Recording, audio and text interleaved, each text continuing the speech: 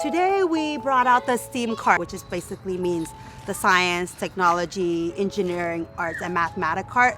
So the cart will have like art materials and all those stuff for them to explore the garden. But we put it on like a portable cart so it's easy to kind of bring all of that out and kind of explore. See the worm?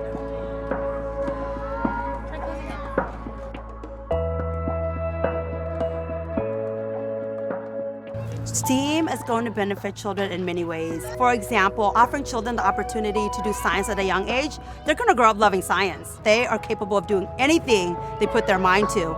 And having the technology and having the resources will only enhance their understanding and curiosity more.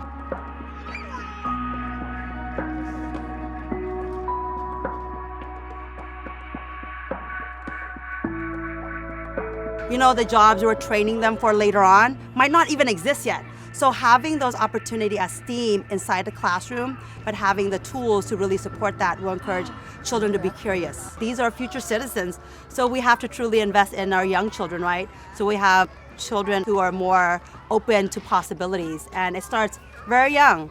I mean, just like anything, when you invest in it, and the outcome later on will be way more than the investment itself.